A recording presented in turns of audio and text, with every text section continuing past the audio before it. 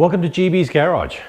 Today I'm going to be reviewing my E31 850i. This is a 1992 model and it was a dream car when I was 17 years old and it came out, or just around then.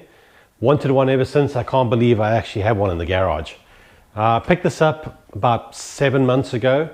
So most of the time it's been with me. It's been parked here, avoiding the salt on the road for the winters.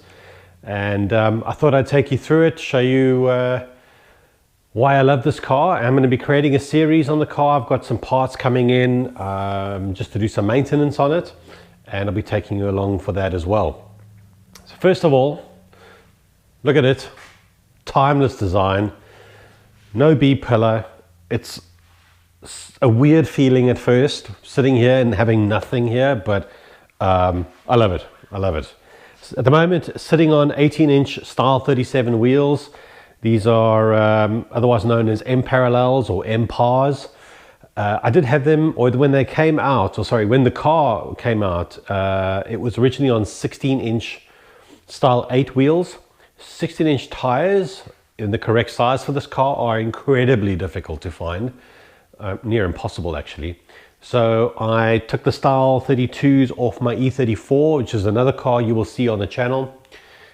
Ran them for a little bit, but my E34 is coming out of storage in the next couple of days, and I'm going to put the style 32s back, and so I needed new wheels for this. So nice set, refinished a couple of years ago, I would say, and I think they really work well on the car. Otherwise, it's not a mint perfect example. There are imperfections with the paint, but I'm okay with that, because if I had a pristine example, I'd be too scared to drive it. At the moment, this is not a garage queen. I drive it any chance I get. I've been grocery shopping with it. I've just taken it out for lunch. So I use it every chance I get. So the fact that it doesn't have pristine paintwork, not a big deal. Let's get to the business end and show you that V12. And here it is, BMW's M70 5-litre V12. This is the earlier version. As I said, the M70 in 93, I think it was, they went with the M73, which was a 5.4 litre. This puts out 296 horsepower. Not a lot by today's standards. Even back then, a lot of journalists and articles that you read would have said it was underpowered. Well, it was never meant to be a sports car. This has got a 4-speed automatic, and you know what? Cruising on the highway is just amazing. I don't need a manual gearbox. That's not what I want. I have other cars if I want to drive fast and feel sporty. This is a Grand Tourer, and it does it well. There's been a lot of comments around how they're unreliable. Granted, I haven't owned it for that long, but it's given me no issues at all.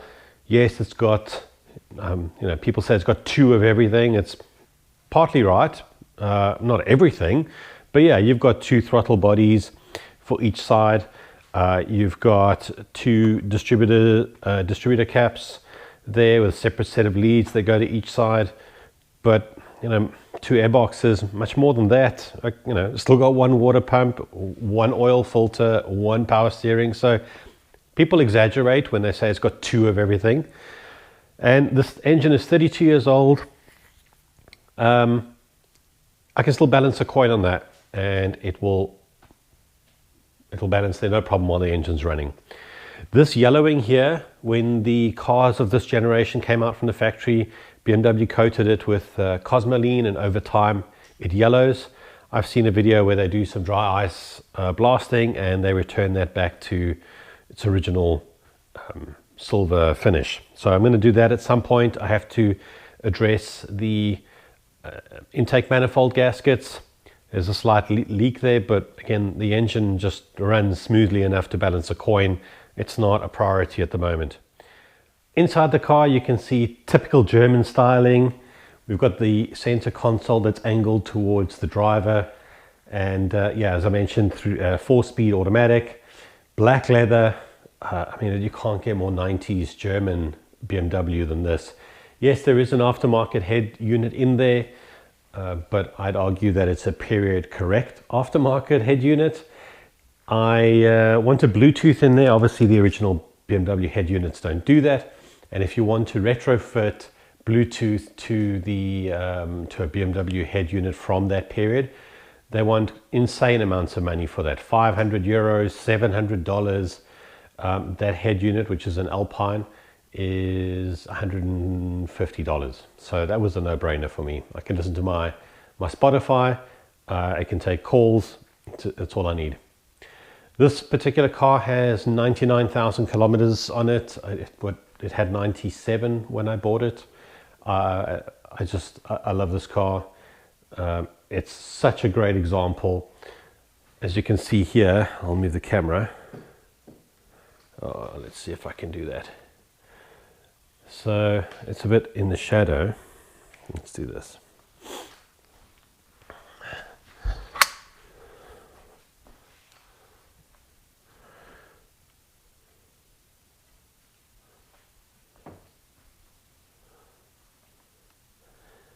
So as you can see there, this seat is in the position for me to drive, and there's the legroom. There is none. Yes, this is really a 2+2. I don't know why they did that, but it'd be nicer if this was some sort of a shelf, maybe some storage, or you could put some suitcases on the back, but yeah, nobody's sitting back there. Even when this seat is all the way forward, there's not enough space for somebody to sit in the back. This particular car did not come with a phone, which is fine. I like it like that. So looking at the rear, we can see a 90s BMW CD changer. It works, it makes noises. I've never used it. I assume it works. Under here we have the original style 8 wheel and the original tire that would have been in this car when it left the factory. This is a Pirelli P700Z. I don't see a date code. I think it's on the other side of the tire, but yeah, I mean, I can't really use it because I'm running 18s, but there it is. And yes, I do have a complete toolkit. There we go. So everything's there.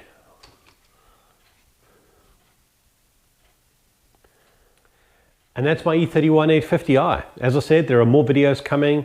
I've got some parts on order. Got bushings for the rear that are coming in. I've got brake pads and front discs coming in.